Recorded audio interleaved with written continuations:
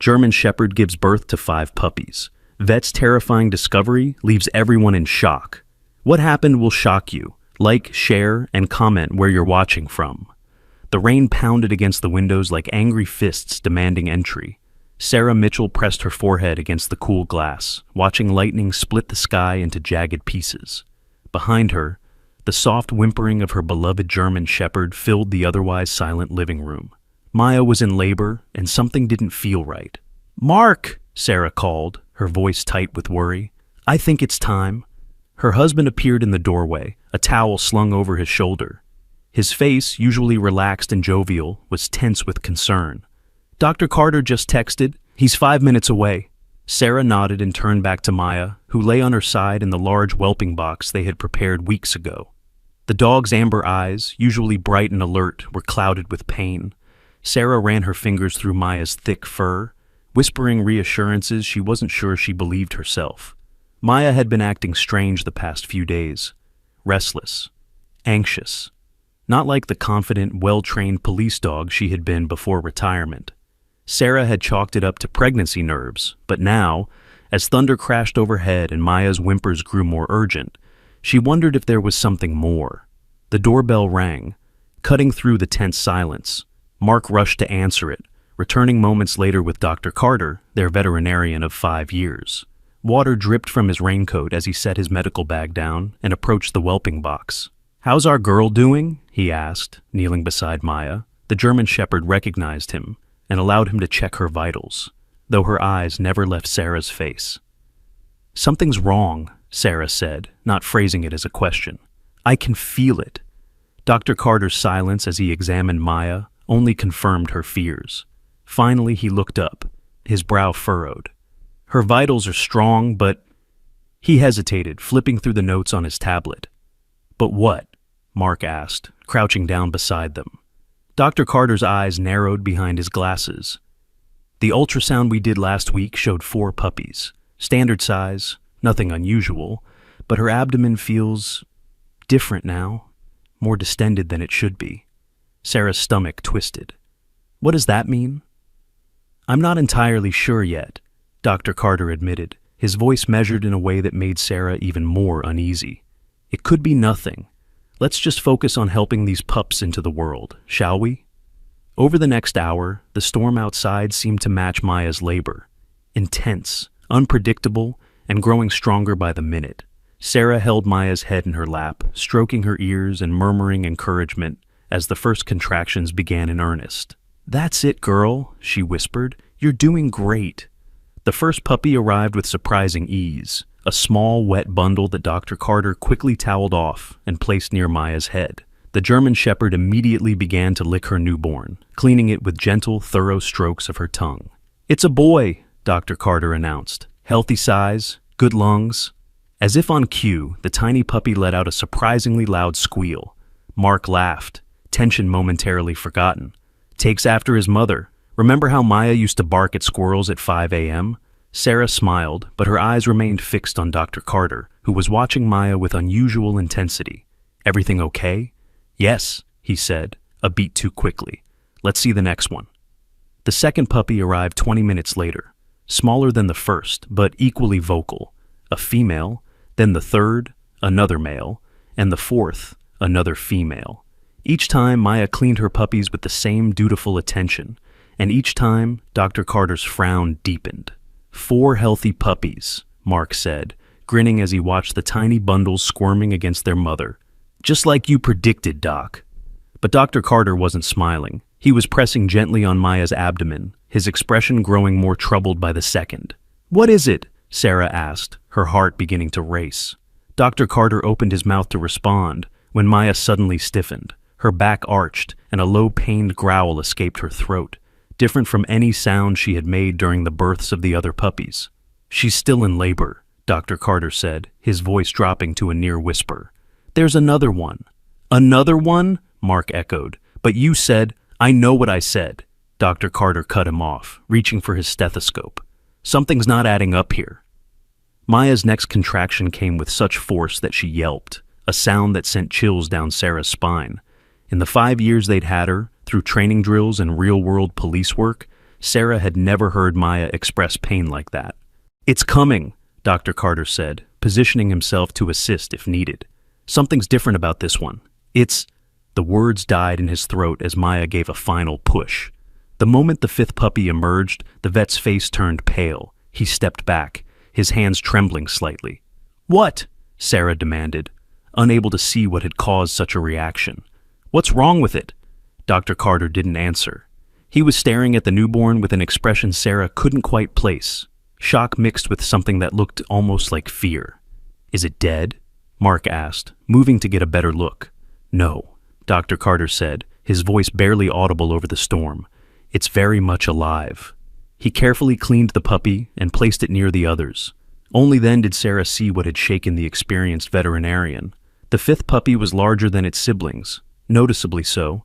Its coat was darker, almost black compared to the brownish gray of the others, but it was the puppy's eyes that made Sarah's breath catch in her throat. While the other newborns had their eyes tightly shut, this one's were open, alert, watching, tracking every movement in the room with unnatural awareness. "That's impossible," Mark whispered. "Puppies can't open their eyes for at least a week after birth." Dr. Carter nodded, his scientific mind clearly racing to make sense of what they were all seeing.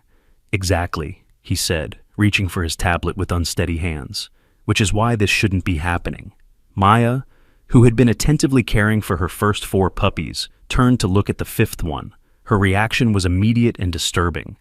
The German Shepherd went rigid, her ears pinned back, a low growl rumbling in her chest. "Maya?" Sarah said, confused. "What's wrong, girl?"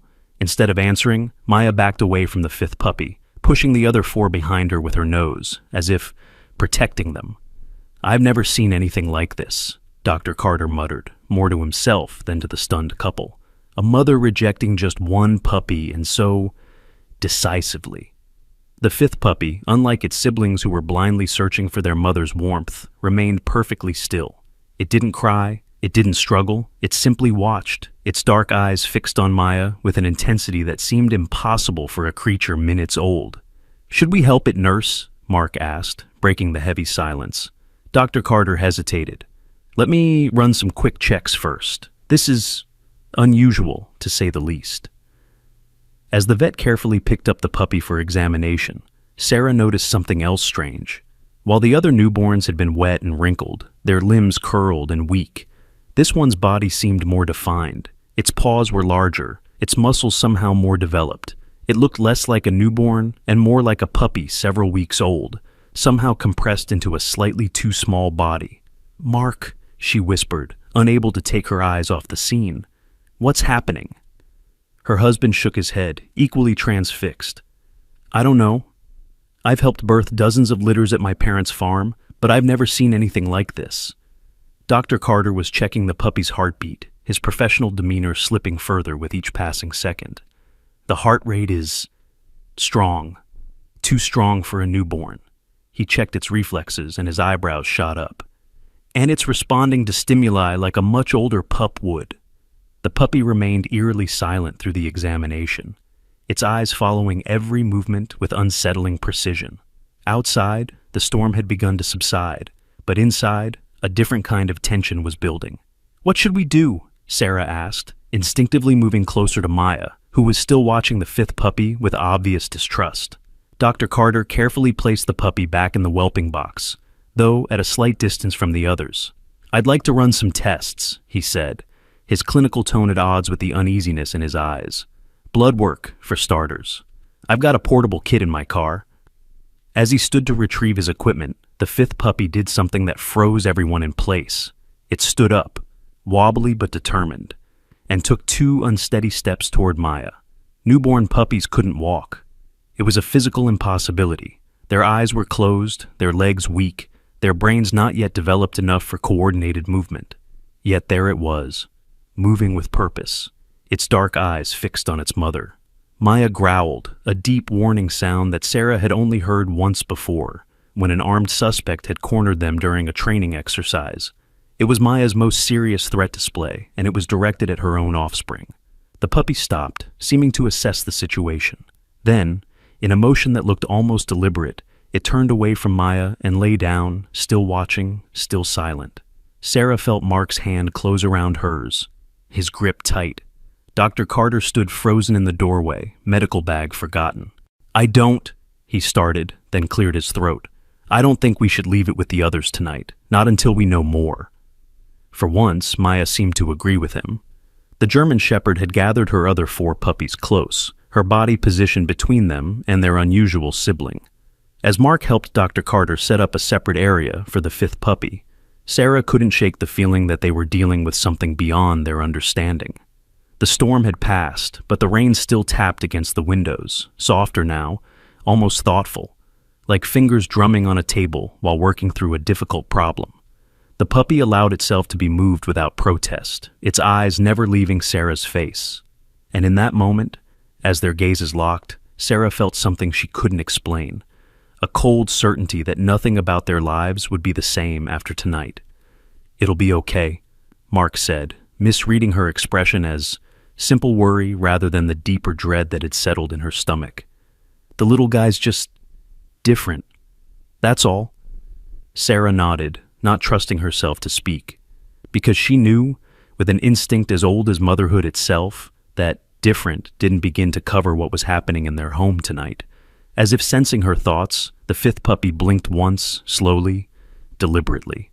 And for a heartbeat, Sarah could have sworn she saw something in those dark eyes, something that had no place in the eyes of a newborn creature: recognition. The days that followed were filled with a strange tension that seemed to hang in the air like the lingering scent of rain after a storm. Sarah found herself constantly drawn to the makeshift pen they had set up for the 5th puppy, watching it with a mixture of fascination and unease that she couldn't explain to Mark or even to herself. Unlike the other puppies, who spent most of their time sleeping, nursing, and making tiny mewling sounds, the 5th puppy, which Mark had started calling the big guy for lack of a better name, barely slept at all. It watched, it observed. Its dark eyes followed Sarah around the room with an intensity that made the hair on the back of her neck stand up. "I think we should name him," Mark said on the 3rd morning, coming up behind Sarah as she stood at the pen. "We can't keep calling him the 5th one or the big guy." Sarah hesitated. Naming it felt like accepting something she wasn't ready to accept. "Let's wait for Dr. Carter's test results," she said finally. I want to know what we're dealing with first." Mark's hand found hers, squeezing gently. "It's still just a puppy, Sarah. Different, yes, but still one of Maya's." Sarah wasn't so sure. Maya certainly didn't think so. The German Shepherd had rejected the 5th puppy completely, refusing to nurse it or even acknowledge its existence. Sarah had been forced to bottle feed it, an experience that had done nothing to ease her growing apprehension. Most newborn puppies struggled with bottle feeding, their tiny mouths working clumsily against the rubber nipple. The 5th puppy had accepted the bottle immediately, drinking with a steady, controlled rhythm that seemed impossible for its age. Its eyes had remained fixed on Sarah's face the entire time, unblinking and unnervingly aware. The doorbell rang, cutting through Sarah's thoughts. Maya, who had been dozing near her 4 normal puppies, lifted her head and gave a soft woof of recognition. "That'll be the doc," Mark said, heading for the door. Dr. Carter looked like he hadn't slept since his last visit. His eyes were bloodshot behind his glasses, and his typically neat appearance was rumpled, as if he'd been too preoccupied to notice. "I've got the preliminary results," he said without preamble, his gaze immediately going to the pen, where the 5th puppy sat watching him. "And I need to run more tests."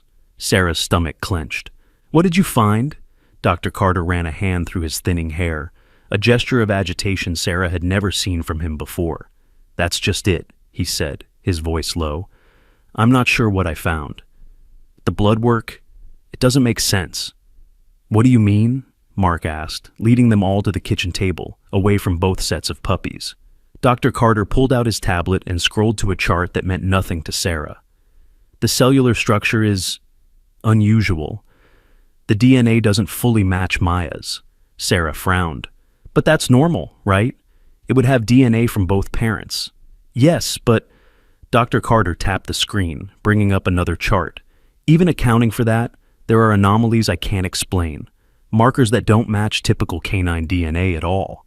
A heavy silence fell over the kitchen. Outside, a car drove past, its tires hissing on the still damp pavement. "What are you saying?" Mark finally asked, his voice carefully controlled.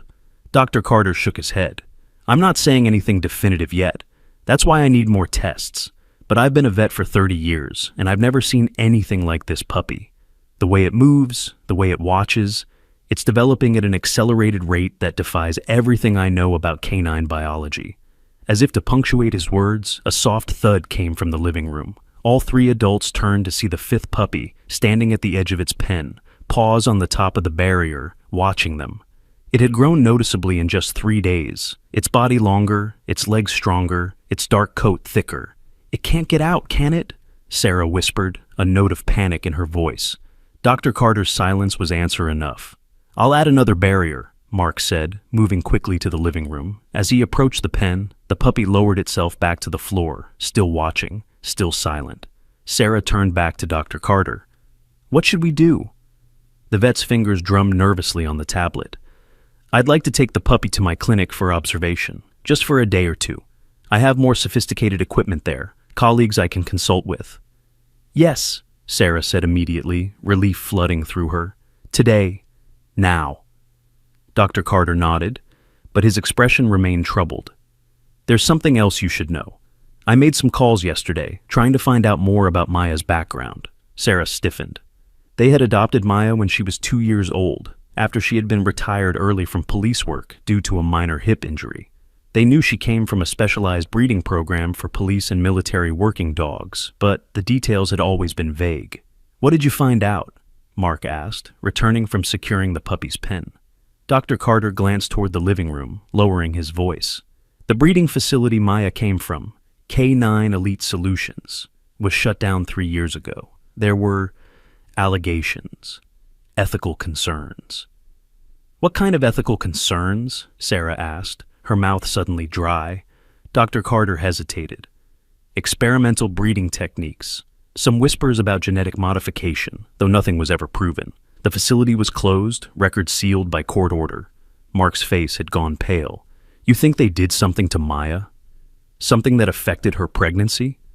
"I don't know," Dr. Carter admitted, "but I've reached out to a former colleague who worked as a consultant for some of these breeding programs. He might know more." Sarah felt a chill creep up her spine. "When can you take the puppy?" "I've got my carrier in the car," Dr. Carter said, standing. "We can do it now." As they walked back to the living room, Sarah noticed something that made her freeze in her tracks. The pen was empty. "Mark," she said, her voice tight with panic. "You secured it, right?" Her husband nodded, his expression shifting from confusion to alarm as he saw the empty pen.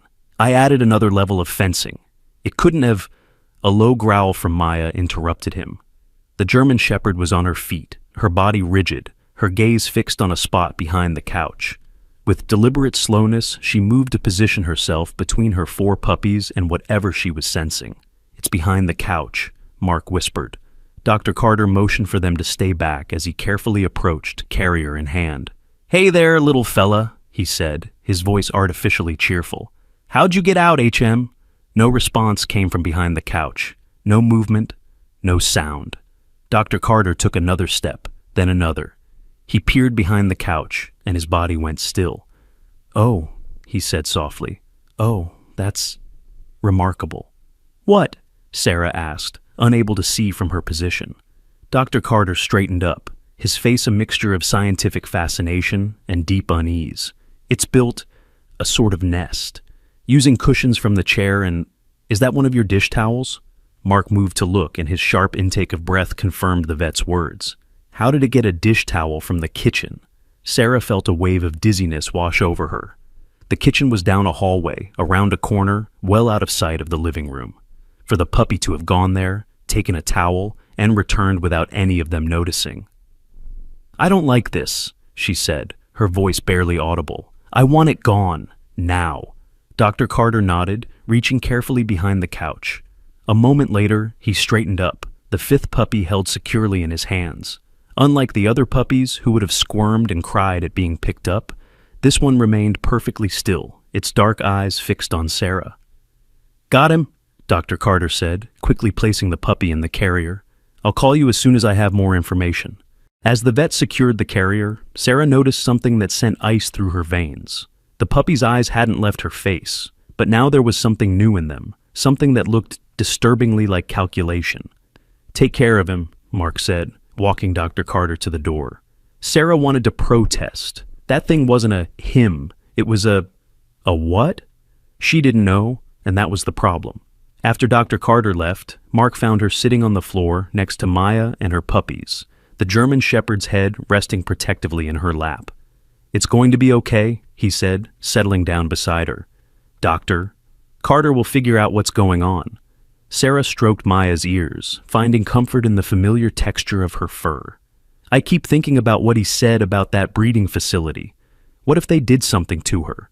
What if that puppy is the result of some kind of experiment?" Mark sighed, running a hand over his face. "It's possible, I guess. But let's not jump to conclusions. There could be a perfectly rational explanation for all of this." Sarah gave him a skeptical look. "Like what? What rational explanation covers a newborn puppy that can see, walk, escape from a secured pen, and steal dish towels from another room?" "I don't know," Mark admitted, "but getting worked up about it won't help. Let's just wait for Dr. Carter's call." The rest of the day passed with excruciating slowness. Sarah found herself jumping at small noises, checking and rechecking the locks on the doors, as if the puppy might somehow return. Ridiculous, she knew, but she couldn't shake the feeling of being watched. Maya seemed calmer with the fifth puppy gone, attending to her 4 normal offspring with the natural devotion of a good mother. Yet, every so often, the German Shepherd would lift her head, ears pricked, scanning the room with alert wariness. When the phone finally rang just after dinner, both Sarah and Mark lunged for it. "Dr. Carter," Sarah said, putting the call on speaker. "What have you found?" The vet's voice sounded strained, even over the phone. "I'd rather discuss this in person. Can you come to the clinic, now?" Sarah and Mark exchanged worried glances. "Is everything okay?" Mark asked. A pause. Too long. "Just come to the clinic, please." 20 minutes later, they pulled into the parking lot of Carter Veterinary Services. The building was dark except for a light in the back office. Dr. Carter met them at the door, ushering them inside quickly, as if concerned about being seen. "What's going on?" Sarah demanded as soon as the door closed behind them. "You're scaring us." Dr. Carter led them through the silent clinic to his office. As they passed the examination rooms, Sarah noticed that one door was closed, with what looks like a heavy equipment cart pushed against it. "Is the puppy in there?" she asked, nodding toward the barricaded door. Dr. Carter's jaw tightened. "Yes." "Why is the door blocked like that?" The vet didn't answer until they were all seated in his office, the door firmly closed. "I ran more tests," he said, his voice carefully controlled. "Blood work, tissue samples, skeletal imaging." He turned his computer monitor to face them, showing a series of X-ray images. "This was the puppy when I brought it in this morning." He pointed to an image that showed a skeletal structure similar to what Sarah would expect for a newborn puppy, though perhaps slightly more developed. "And this," Dr. Carter continued, clicking to a new image, "is from an hour ago." Sarah leaned forward, confused at first by what she was seeing. Then understanding dawned, and her hand flew to her mouth. "That can't be right." The skeleton in the second image was noticeably different, longer, denser, with more defined bone structure. More like a puppy of several weeks, not several days. "It's growing," Dr. Carter said quietly. "Rapidly. I measured it when I first brought it in, and again this evening. It's gained nearly 2 inches in length and a pound in weight. In less than 12 hours. Mark shook his head, disbelief written across his face. "That's not possible."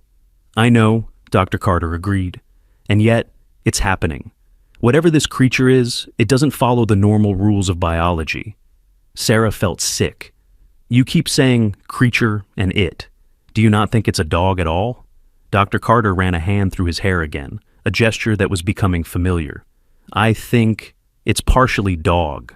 The DNA tests show canine markers, some matching Maya's. But there are other markers too, sequences I can't identify." "What does that mean?" Mark asked. "It means," Dr. Carter said carefully, "that someone may have tampered with Maya's pregnancy, introduced foreign DNA, perhaps through artificial insemination or even more advanced methods." A heavy silence filled the office. Outside, the wind had picked up, whistling through the trees that lined the clinic's parking lot. "Can we see it?" Mark finally asked.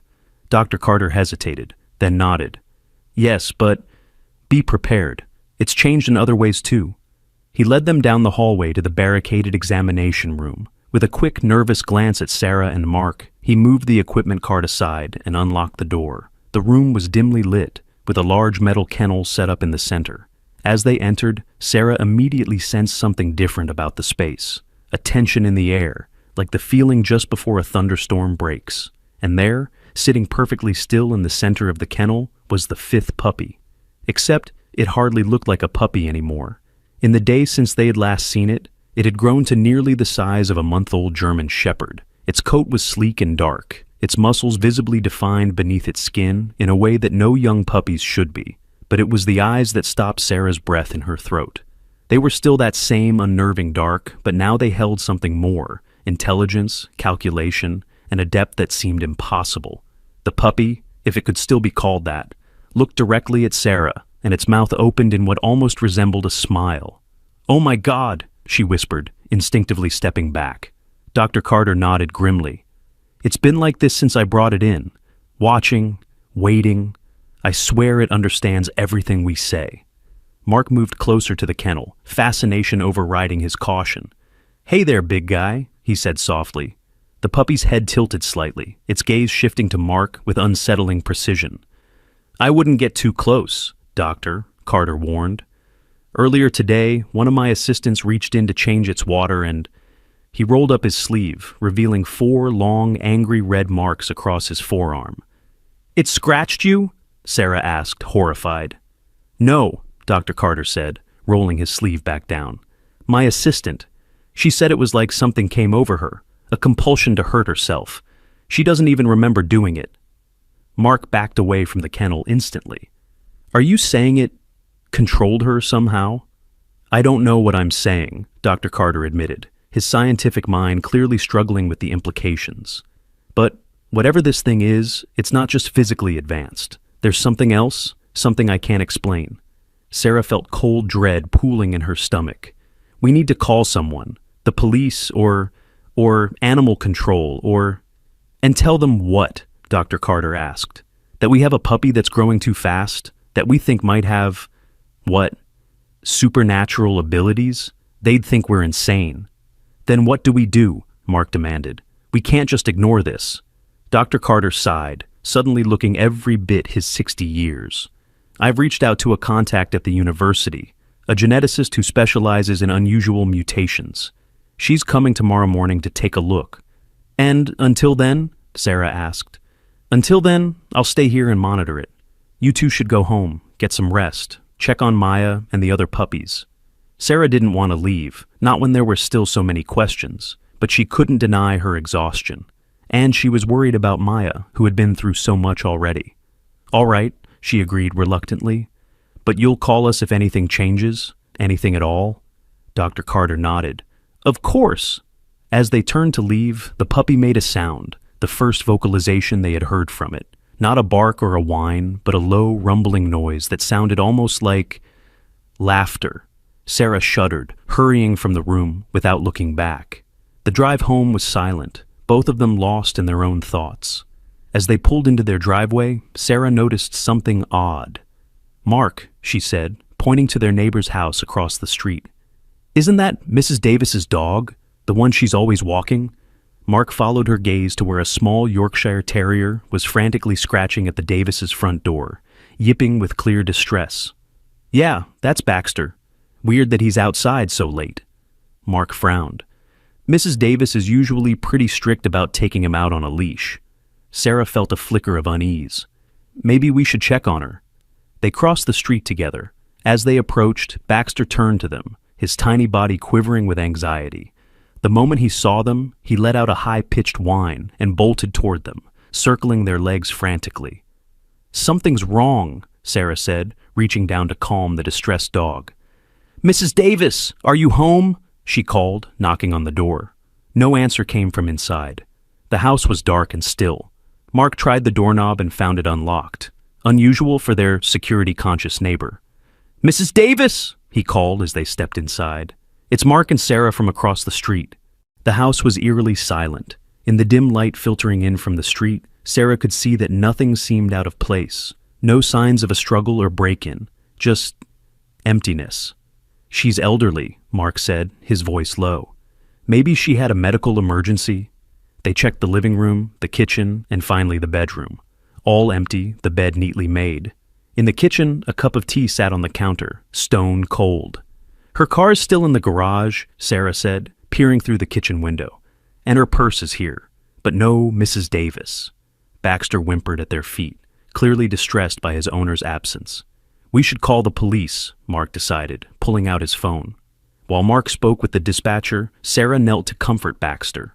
The little dog was trembling, his eyes constantly darting to the window that faced their house. Their house where, until this morning, the fifth puppy had been. "It's okay, buddy," she whispered, stroking his silky ears. "We'll find her." But even as she said it, a cold suspicion was forming in the back of her mind. First the strange puppy, now their neighbor vanishing without a trace. It seemed like too much of a coincidence.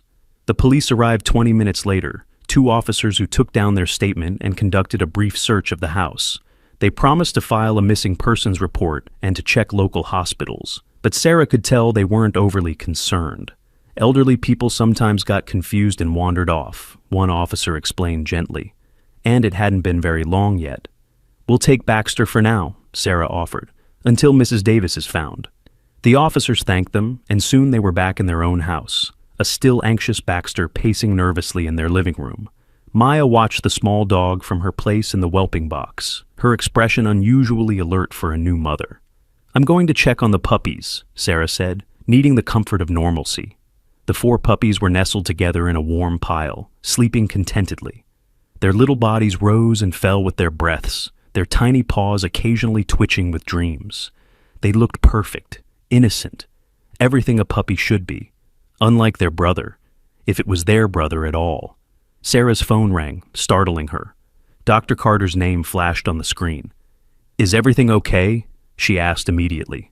"There was static on the line, doctor," Carter's voice breaking up. "Missing, got out somehow. Never seen anything like..." Sarah's heart began to pound. "Doctor? Carter? You're breaking up? Did you say it's missing?" Looking everywhere, doors were locked. Impossible. The line went dead. Sarah looked up at Mark, who had heard enough to understand. "It escaped," she said, her voice barely a whisper. "The puppy escaped from the clinic." Mark's face paled. "That's not possible. Dr. Carter had it in a secured kennel in a locked room." "And yet," Sarah said, "here we are." Neither spoke the obvious question. If the puppy had escaped, where was it now?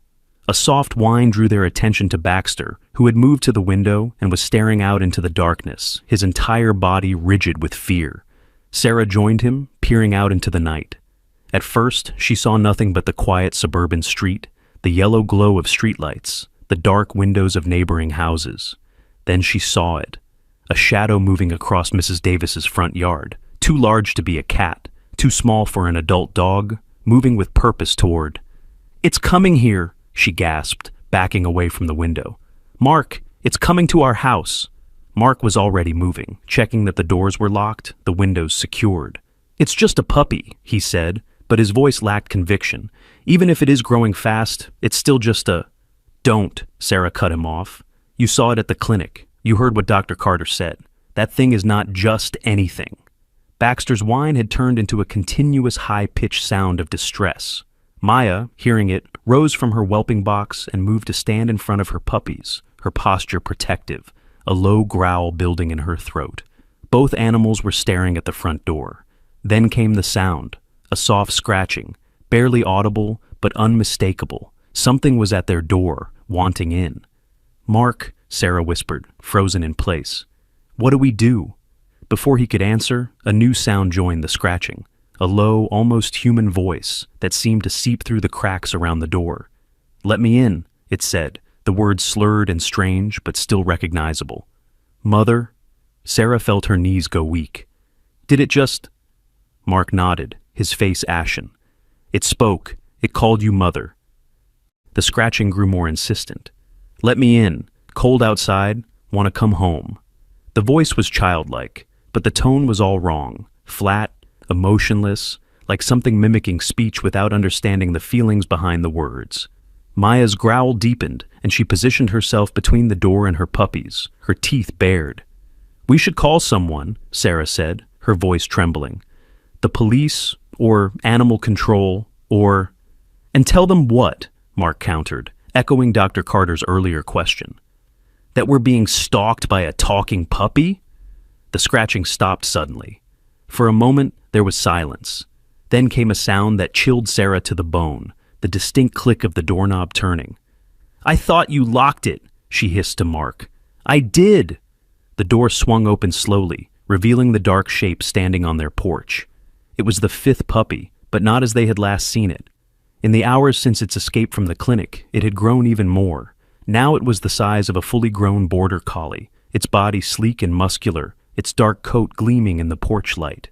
Its eyes, when they met Sarah's, were all too human. "Hello, Mother," it said, its mouth moving in a grotesque approximation of speech, forming words no dog should be able to make. "I'm home." Maya lunged forward with a ferocious bark, placing herself between the creature and her family. The fifth puppy, though it could no longer be called a puppy in any meaningful sense, regarded her with what looked like amusement. "Not your puppy," it said to Maya. "Never was." Mark had grabbed a baseball bat from the closet and was holding it in front of him, though his hands were shaking. "Stay back," he warned. "Whatever you are, stay back." The creature tilted its head, regarding him with what almost looked like pity. "Not going to hurt you," it said. "Just came home." "This isn't your home," Sarah said, finding her voice despite her terror. "You don't belong here." Something flickered in the creature's two human eyes. Anger, perhaps, or hurt. "Born here," it insisted. "Mother here." It took a step forward, and Maya's growl turned into a snarl. The German Shepherd was one of the most well-trained dogs Sarah had ever known, disciplined enough to work with police in high-stress situations. But now, faced with this unnatural thing that had come from her own body, Maya's instincts were overriding her training. She attacked.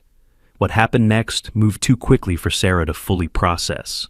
Maya lunged at the creature, teeth bared, every muscle in her powerful body focused on the threat. The creature moved with blinding speed, dodging Maya's attack with a grace that seemed impossible. Then it spoke again. Not in its broken, childlike English, but in a series of low, guttural sounds that Sarah had never heard before. Sounds no dog could make. Sounds no human could make. Maya froze mid-lunge, her body going unnaturally still. Her eyes, usually so bright and alert, seemed to glaze over. "Maya," Sarah called, panic rising in her throat. "Maya, come here, girl." The German Shepherd didn't respond. She stood completely motionless, as if caught between moments. "What did you do to her?" Mark demanded, taking a threatening step forward with the bat. The creature turned its unsettling gaze to him. "Made her sleep," it said simply. "Not hurt. Never hurt Mother's dog." Sarah felt tears burning in her eyes. "What are you? What do you want from us?" The creature regarded her for a long moment, its expression unreadable. "Don't know what I am," it finally said. And for the first time, there was something like real emotion in its voice, confusion perhaps, or loneliness. "Want to find out? Want to belong?" Despite her fear, Sarah felt a flicker of pity. Whatever this thing was, it hadn't asked to be born. It was the result of something that had been done to Maya, some experiment that had gone terribly wrong, or perhaps terribly right, depending on what the goal had been. "We can help you," Mark said cautiously, lowering the bat slightly. "But you need to tell us what you know. Where did you come from? How did you become like this?" The creature's ears, still canine in shape despite its increasingly undog-like body, pricked forward with interest. "Don't know. Born knowing things. Born different. Grew fast." It glanced at Maya's frozen form. She knew, rejected me, not her puppy. Sarah took a tentative step forward. "If you're not Maya's, then whose are you?" The creature's mouth stretched in that unsettling approximation of a smile. "Yours now," it said simply. "You fed me. You watched me. You mother now." Before Sarah could respond, her phone rang again. This time, she managed to answer it properly. "Sarah?" Dr. Carter's voice came through, clearer now. "Are you there? Is Mark with you?" Yes, we're both here, she said, her eyes never leaving the creature. And so is it, the puppy. It came to our house. A sharp intake of breath on the other end of the line. That's impossible. I've been searching the clinic for hours. The doors were locked, the windows secured. There was no way out. Well, it found one, Sarah said grimly. And now it's standing in our living room, talking. Talking? Dr. Carter repeated, disbelief evident in his voice. As in actual words? Yes, Sarah confirmed.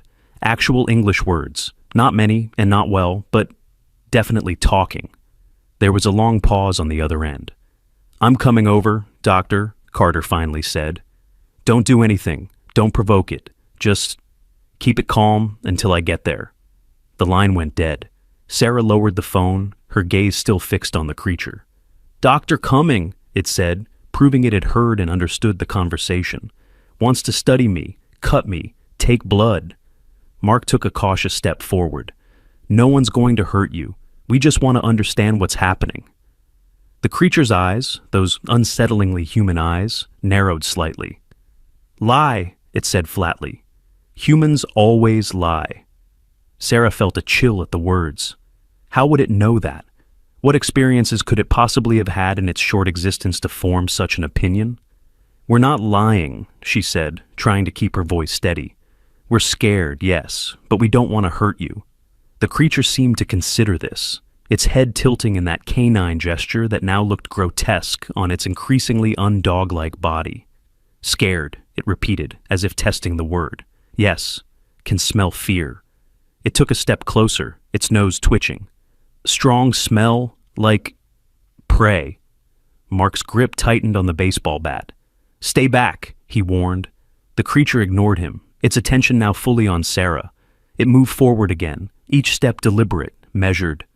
Not hurt you, it said again. Need you, need answers. What answers? Sarah asked, her back now pressed against the wall. What do you want to know? The creature was close enough now that she could feel its breath, warm and strangely sweet, on her face. What am I? It asked, and for the first time, there was something raw and vulnerable in its voice. Where did I come from? Why so different? Despite her fear, Sarah felt a surge of pity. Whatever this thing was, it was as confused by its existence as they were. It hadn't asked to be born, hadn't chosen to be whatever it was becoming. We don't know, she admitted softly, but we're trying to find out. Dr. Carter has been running tests. He's contacted experts who might be able to help. The creature's eyes searched hers, looking for deception. Truth, it finally said, seeming satisfied. You tell truth. It backed away slightly, giving her room to breathe. We'll wait for Doctor, then. It moved to the center of the room and sat, its posture still unnervingly dog-like, despite everything else about it that wasn't. Maya remained frozen, caught in whatever trance the creature had placed her in. Can you release Maya? Sarah asked, gesturing to the German shepherd. Please? The creature glanced at Maya, then made that same series of low, guttural sounds. Immediately, Maya's rigid form relaxed, and she blinked, looking disoriented. The moment she saw the creature, her hackles rose, but she didn't attack again. Instead, she backed away slowly, placing herself between the whelping box and the threat. She understands now, the creature said. Won't attack again. Mark moved to Sarah's side, keeping the bat ready but lowered. How did you do that? He asked, fascination momentarily overriding his fear. That sound you made, what was it? The creature's head tilted again. Old language, it said simply, as if that explained everything. Before words. Before, Sarah began, but was interrupted by a knock at the door. Dr. Carter had arrived, and he wasn't alone. Behind him stood a woman Sarah didn't recognize, tall, with silver-streaked dark hair pulled back in a severe bun, and sharp eyes that took in the scene with clinical interest. This is Dr. Eliza Chen, Dr. Carter said, his voice tight with tension. The geneticist I mentioned? Dr. Chen stepped forward, her gaze immediately finding the creature in the center of the room. Unlike Dr. Carter, who was visibly nervous, or Sarah and Mark, who were terrified, Dr. Chen showed only fascination. Remarkable, she murmured, circling the creature slowly. Absolutely remarkable. The creature watched her with equal interest, its nostrils flaring as it caught her scent. "You smell familiar," it said. Dr. Chen froze, her expression suddenly guarded. "It can speak," she said, stating the obvious. "Yes," Sarah confirmed. "Not well, but clearly enough. And it seems to understand everything we say." Dr. Chen pulled a small notebook from her pocket and began taking rapid notes. Accelerated development, cognitive abilities far beyond normal canine capacity, rudimentary speech. She looked up at Dr. Carter. "You were right to call me." There was something in her tone that made Sarah uneasy, a hint of excitement that seemed inappropriate given the situation. "Do you know what it is?" she asked directly. Dr. Chen closed her notebook, her expression carefully neutral. "I have theories, but I'd need to run more tests to be certain." The creature made a low, rumbling sound, not quite a growl, but a clear warning. "No more tests," it said, baring teeth that looked sharper than they had just hours ago. "No more cuts, no more needles." Dr. Chen's eyes widened slightly, the first sign of unease she had shown. "It remembers the examinations at the clinic," she said quietly to Dr. Carter. "It has explicit memory formation. Extraordinary." "Forget the tests for now," Mark intervened, sensing the creature's growing agitation. "Can you tell us what you know? Or at least what you suspect?" Dr. Chen hesitated, her gaze flicking from the creature to Dr. Carter, then back to Mark and Sarah. "What I'm about to tell you is confidential," she finally said. "I could lose my career, possibly face criminal charges for even discussing it." Sarah felt her heart rate quicken. "We're not interested in getting anyone in trouble. We just want to understand what's happening." Dr. Chen nodded, decision made. 5 years ago, I was consulted on a classified project, a breeding program for enhanced military canines. The creature's ears perked up, its attention fixed on Dr. Chen with laser focus. The goal was to create dogs with heightened intelligence, strength, and sensory capabilities, Dr. Chen continued. Dogs that could learn faster, communicate more effectively with their handlers, operate with greater independence in the field. "And this was at K9 Elite Solutions?" Dr. Carter asked. "The facility Maya came from?" Dr. Chen nodded. "Among other locations, yes. K9 Elite was the public face, a legitimate breeding program for police and military working dogs. But there was another wing, another program running parallel to the official one." "What kind of program?" Sarah asked, though she was beginning to suspect the answer. Dr. Chen's expression turned grim. "Genetic engineering. They were splicing canine DNA with other genetic material." "What kind of other material?" Mark pressed. Dr. Chen took a deep breath.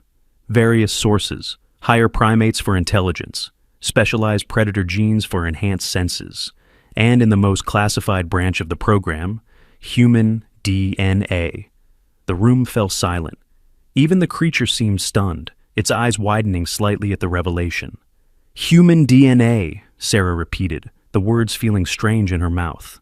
"Are you saying that thing," she gestured to the creature, "is part human?" "Not exactly, Doctor," Chen clarified. "The goal wasn't to create a human-dog hybrid. It was to incorporate specific human traits, advanced cognitive abilities, adaptability, complex problem-solving, into an otherwise canine subject." The creature stood, moving toward Dr. Chen with deliberate steps. "You," it said, its gaze never leaving her face. "You helped make me." It wasn't a question. Dr. Chen took a step back, her professional demeanor cracking slightly. "No," she said quickly. "No, I was only consulted at the beginning. I left the project when I realized how extreme the experiments had become." "Lie," the creature said, using the same flat tone it had used with Mark earlier. "Smell the lie." Dr. Chen's composure faltered further. "I didn't know they would take it this far," she insisted. "The program was supposed to be shut down years ago, after the ethics investigation." "But it wasn't," Dr. Carter concluded, the pieces finally falling into place. "They just moved it underground." "And Maya?" Sarah asked, looking at her beloved dog, still standing protectively in front of her normal puppies. "How does she fit into this?" Dr. Chen sighed. "Based on what you've told me about her background, retired police dog, from the K9 Elite program, I suspect she was one of the original test subjects, not for the most advanced modifications, but perhaps early-stage experiments, enhanced intelligence, improved sensory capabilities. Sarah thought back to Maya's police career, how quickly she had learned commands, how she had outperformed other dogs in her training group, how her handlers had often remarked on her unusual intelligence. So, when she got pregnant, Mark began.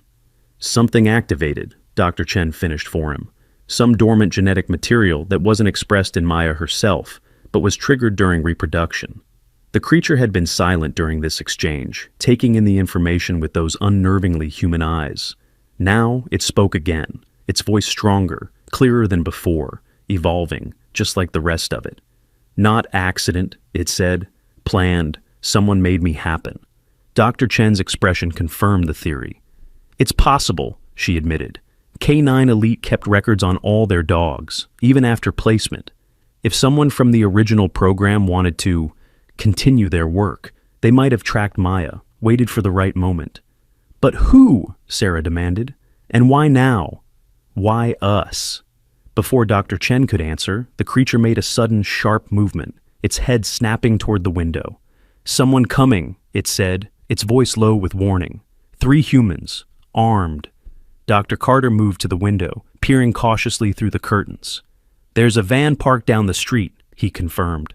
Black, no markings. I can't see anyone inside.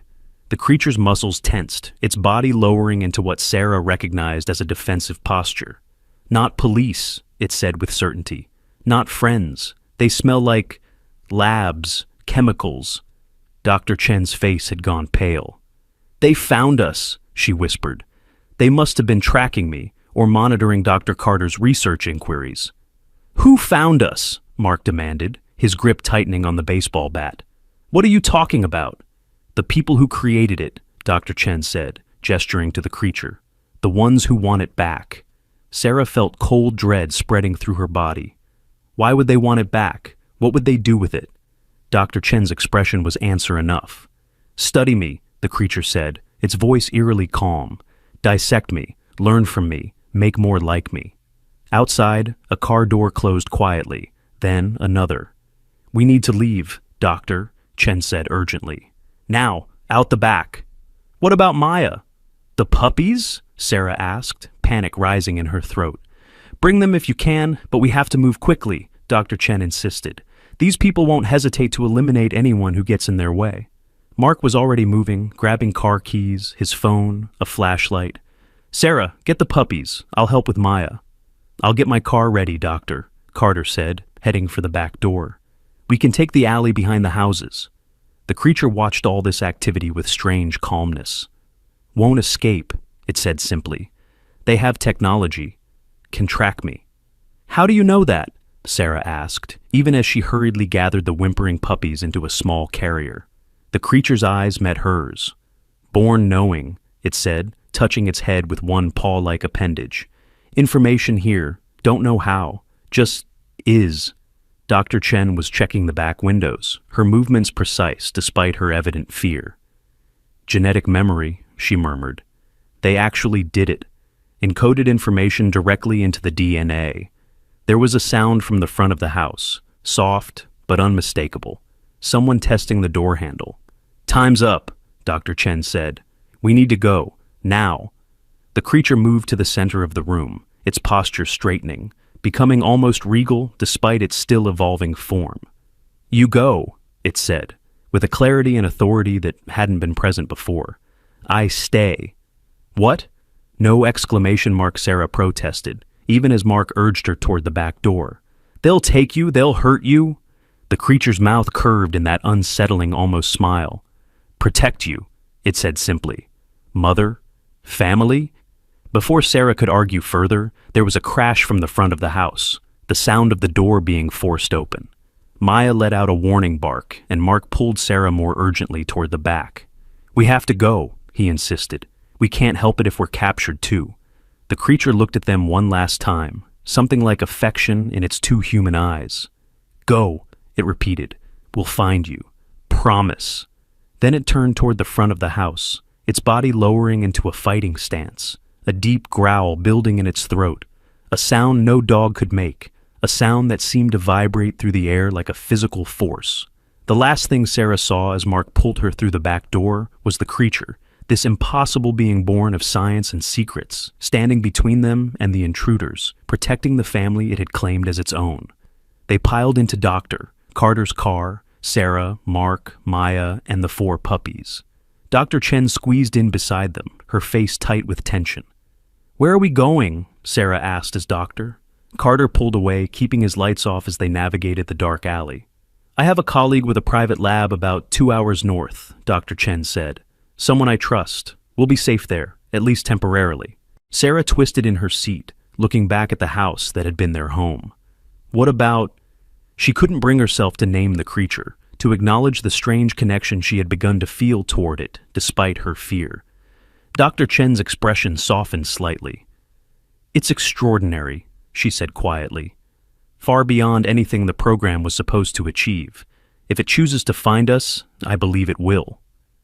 As they turned onto the main road, Sarah saw flashing lights in the distance, police cars responding to reports of a disturbance, too late to be of any help. "How did this happen?" she asked, not really expecting an answer. "How did our lives turn into... this?" Mark reached for her hand, squeezing it tightly. "I don't know," he admitted, "but we'll figure it out. Together." Maya whined softly from the back, nosing at the carrier containing her puppies. Even she seemed to understand that nothing would ever be the same again. As the city lights faded behind them, Sarah thought about the creature they had left behind, the being that had called her mother, that had promised to find them again. Part dog, part something else. A scientific miracle or a terrible mistake, depending on how you looked at it. And she wondered what would happen when it finished changing, when its evolution was complete. What would it become? What would it want? And most troubling of all, were there others like it, waiting to be born? The questions swirled in her mind as they drove through the night, escaping one danger only to head toward an uncertain future. The only certainty was that the world Sarah had known, the simple, normal life she had built with Mark and Maya, was gone forever. And something new, something unprecedented had taken its place. 2 weeks passed in a blur of anxiety and adjustment. Dr. Chen's colleague, a retired geneticist named Dr. Harmon, had converted an old farm property into a private research facility, part laboratory, part sanctuary for special cases, as he called them. It was isolated, surrounded by acres of woodland that provided both privacy and security. Sarah stood at the window of their temporary quarters, watching as Mark played with the puppies in the fenced yard below. The 4 normal puppies had continued to develop just as they should. Eyes open now, stumbling around on increasingly steady legs, their little personalities beginning to emerge.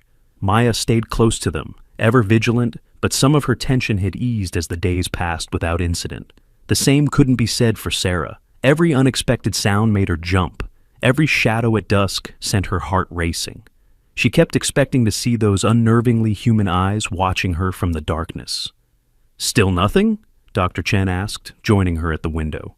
Sarah shook her head. No sign of it. She hadn't been able to decide on a name for the creature. Mark had suggested Titan, claiming it fit the puppy's unusual strength and presence. Dr. Chen preferred clinical designations, the subject, or the hybrid. Sarah couldn't bring herself to use either. Naming it would make it real, would cement the connection she both feared and couldn't deny. "The satellite imagery came through," Dr. Chen said, placing a tablet on the windowsill between them. "From the night we left." Sarah looked down at the screen, which showed a grainy aerial view of their neighborhood. Dr. Harmon had called in some favors, accessing surveillance footage that might tell them what had happened after their escape. "This is about 20 minutes after we left," Dr. Chen explained, tapping the screen to start the video. Sarah watched as tiny figures moved around her house, men in dark clothing, some carrying what looked like specialized equipment. Then suddenly they scattered, running in all directions. Something else moved through the frame, something fast, low to the ground, darting from shadow to shadow. "It escaped, Doctor," Chen said, her voice caught between professional fascination and genuine awe. Somehow, it evaded a full tactical team specifically trained to capture it. Sarah wasn't surprised. Even in its partially developed state, the creature had shown intelligence and abilities far beyond what should have been possible. "Where did it go?" she asked, squinting at the grainy footage. Dr. Chen shook her head. "The satellite lost track of it here," she said, pointing to a wooded area at the edge of their neighborhood. "If it doesn't want to be found—" She didn't need to finish the thought. If the creature didn't want to be found, it wouldn't be, not until it was ready. "What about the men who came for it?" Sarah asked. "Any idea who they were?" Dr. Chen's expression darkened. "Based on their equipment and tactics, almost certainly a private recovery team, working for whoever continued the program after the official shutdown. I've been making discreet inquiries, trying to trace the funding, but whoever's behind this has covered their tracks well." A knock at the door interrupted them. Dr. Harmon entered, his weathered face creased with concern. "We might have a problem," he said without preamble. "I've been monitoring police frequencies and news alerts for anything unusual. There's been a series of incidents in rural areas between here and your home." "What kind of incidents?" Mark asked, having come inside with Maya while the puppies napped in their pen. Dr. Harmon handed him a printout. "Livestock found dead. A hunter went missing 3 days ago. And last night, a family reported seeing something not quite a dog and not quite a wolf near their property before their power mysteriously went out." Sarah felt a chill creep up her spine. "You think it's—" "I can't be certain," Dr. Harmon admitted. "But the pattern of movement suggests something traveling in this direction. Something intelligent enough to stay hidden, strong enough to take down large animals." Mark studied the map that accompanied the report. "These incidents make a pretty straight line from our house to here." "It's tracking us," Dr. Chen said, her voice hushed with realization. "Just like it promised." Sarah remembered the creature's last words to them. "We'll find you. Promise." At the time, it had seemed like a comfort, a reassurance that they weren't abandoning it. Now, with reports of dead animals and missing persons, that promise took on a darker tone. "We don't know that it's responsible for the hunter's disappearance," she said, though she wasn't sure who she was trying to convince. Dr. Chen shot her a skeptical look. "You saw how rapidly it was evolving. In 2 weeks, there's no telling what it might have become." "We need to prepare, Doctor," Harmon said firmly. "If it is coming here, and I believe it is, we need to be ready." "Ready how?" Mark asked, his hand unconsciously moving to rest on Maya's head. "What exactly are we supposed to do against something that can outsmart trained military personnel?" Dr. Harmon's expression was grim. "I have tranquilizers designed for large predators. If necessary, we can—" "No," Sarah interrupted, surprising herself with the vehemence in her voice. "We're not going to hurt it." "Sarah," Mark began gently, "if it's attacking people—" "We don't know that," she insisted. "That hunter could have had an accident, and animals die in the woods all the time." "And the family whose power went out right after they spotted something unusual?" Dr. Chen asked, her tone carefully neutral. "Just a coincidence?" Sarah didn't have an answer for that. The thought of the creature deliberately cutting power to a family's home, isolating them in the darkness, sent a shiver through her. What would it have done next if they hadn't reported the sighting and scared it off? "Let's not jump to conclusions," Dr. Harmon said, ever the scientist. "We'll increase security, set up motion sensors around the perimeter.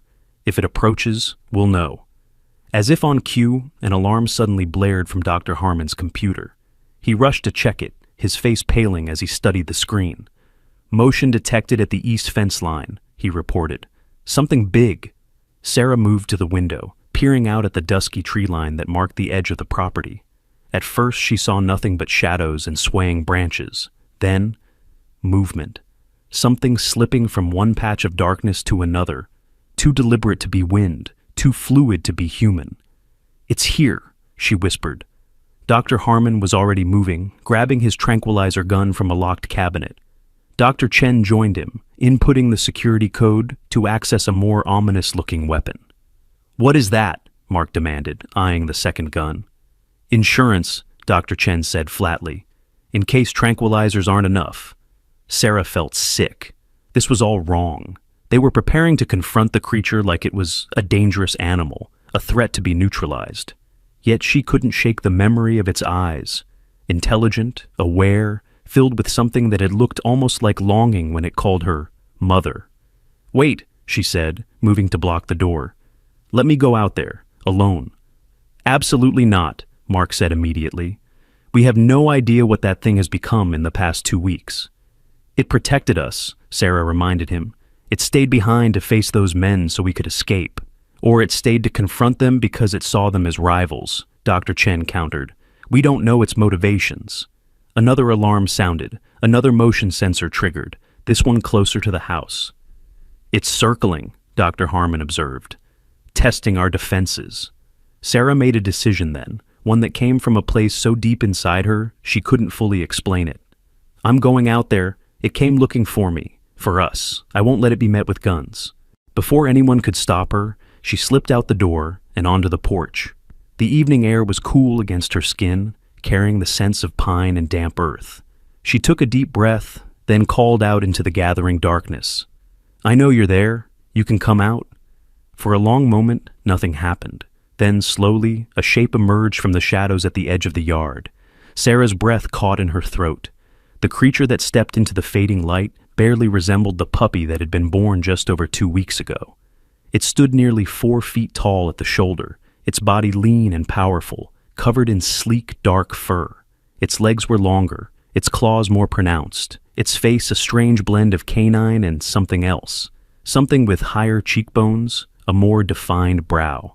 But it was the eyes that truly made Sarah's heart stutter, still that same deep, intelligent gaze, but now filled with an awareness, a presence that was unmistakably sentient. This was no animal. This was a being. You came, she said softly. The creature inclined its head in a gesture that was eerily human.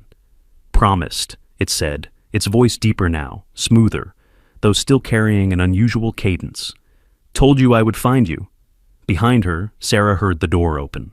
Mark, Dr. Chen, and Dr. Harmon had followed her out, though they kept their distance. She could sense their tension, could almost hear the rapid beating of their hearts. Did you hurt that hunter? She asked directly, needing to know. The one who went missing? The creature tilted its head, considering. Man with gun, it said. Saw me, tried to shoot. I scared him. He ran, fell into ravine. A pause. Did not attack, did not kill. Sarah wanted to believe it. The creature had never lied to them before, had been capable of identifying lies in others, in fact. And the animals? The livestock? The creature's ears flattened slightly. Needed food, needed strength, growing, hurt, always hungry. There was something vulnerable in the admission, a reminder that despite its rapid evolution, this being was still new to the world, still learning, still driven by needs it hadn't chosen. What do you want now? Mark asked, stepping forward to stand beside Sarah. Why did you come here? The creature's gaze shifted to him, then swept over Dr. Chen and Dr. Harmon before returning to Sarah. Answers, it said simply. Need to know what I am. Need to know why.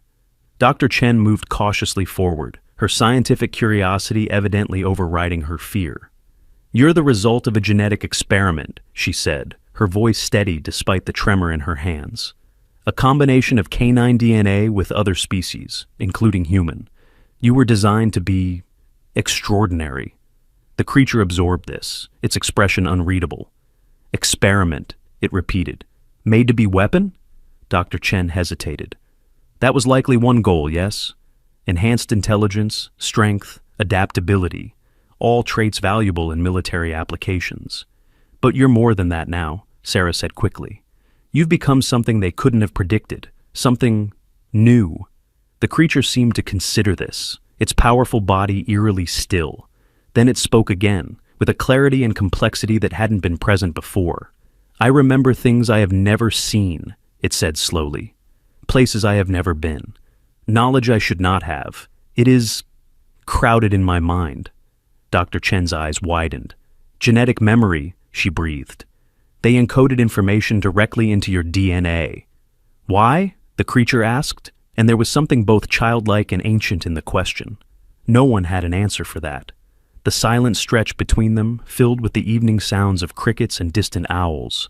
Then Maya appeared in the doorway, her posture alert but not aggressive. She looked at the creature for a long moment, no longer showing fear or rejection. Something passed between them, some communication humans couldn't perceive. Finally, the creature spoke again.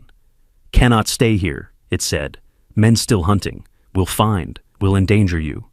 Where will you go? Sarah asked, surprised by the ache the question caused in her chest. The creature looked toward the distant mountains, silhouetted against the darkening sky. Far, it said, where humans are not, need time, need space to become. Become what? Dr. Harmon asked, speaking for the first time. The creature turned those unsettling eyes to him. Do not know yet, it admitted, but we'll find out. Sarah felt tears burning behind her eyes. It made no sense, this grief for a being she had initially feared, a creature born under impossible circumstances that should never have existed. Yet here it was, real, alive, conscious, making choices about its future. You don't have to be alone, she said softly. We could help you. The creature's mouth curved in that not-quite smile. Kind, it said, but dangerous for you, for puppies, for Maya. It paused, then added, We'll remember. Mother. The word hit Sarah like a physical force. Mother. Not by birth, not by choice, but by circumstance and connection. She had fed it, had watched it, had been the first to show it kindness. And now it was leaving to protect her, to protect all of them. At least tell us what to call you, Mark said, his voice rough with unexpected emotion. You should have a name. The creature was silent for a moment, as if considering the weight of such a thing. Then it spoke a single word, not in English, not in any language Sarah recognized, but a sound that seemed to resonate through the air like the distant echo of something ancient. In your words, it then said, means between, not one thing, not another, between worlds. Between, Sarah repeated, the name settling in her heart. Will we see you again? Between looked at her with those knowing eyes. Yes, it said with quiet certainty, when time is right, when I understand what I am meant to be. With those words, it turned and moved toward the trees, not running, not fleeing, but walking with purpose and dignity. At the edge of the shadows, it paused, looking back one last time. Thank you, it said simply, for life. Then it was gone, disappearing into the darkness with a silence no ordinary creature could achieve. The 5 humans stood in the yard long after it had vanished, each lost in their own thoughts. It was Dr. Harmon who finally broke the silence. I've been a scientist for 40 years, he said quietly, and I've never witnessed anything like that. It wasn't just intelligent, it was self-aware, philosophical, capable of abstract thought. It was grateful, Mark added, his earlier fear replaced by wonder. It understood what it had been given, even if that gift was accidental. Dr. Chen was already typing notes into her tablet, her scientific mind racing to document what they had witnessed. Its development rate is unprecedented. If it continues to evolve at this pace, she didn't finish the thought, but she didn't need to. They all understood the implications. Whatever Between was becoming, it would be beyond anything science had intended, beyond perhaps anything the world had seen. Sarah remained silent, her eyes fixed on the spot where the creature had vanished. She felt Mark's arm slip around her shoulders, offering comfort for a loss she couldn't fully explain. It'll be okay, he said softly. It made its choice. I know, she replied. I just wonder if we'll ever know what it becomes. As they turned to go back inside, Maya lingered, her gaze still trained on the forest. She let out a soft whine, not of fear or warning, but something that sounded almost like farewell. 6 months later, Sarah sat on their new porch, watching Maya and her now-grown puppies playing in the yard of the home they had rebuilt far from their old neighborhood. After Between's departure, they had worked with Dr. Chen to expose the illegal program, though many details remained classified. The men who had come after Between were arrested, the hidden facility shut down. Life had slowly returned to a new kind of normal, and yet, Sarah still found herself looking to the mountains on clear days, wondering where Between was, what it had become, whether it had found the answers it sought. She was about to go inside when she noticed Maya suddenly freeze, her ears pricked toward the distant tree line. The German shepherd didn't bark or growl. She simply watched, alert but unafraid. Sarah followed her gaze but saw nothing unusual. Still, she felt it, a presence, a consciousness, a silent connection across the distance. We're okay, she said softly to the empty air. I hope you are too. And though she heard no response, she could have sworn she felt one, a gentle touch against her mind, a warmth like sunlight, a sensation that carried a single, clear message. Until we meet again, Mother.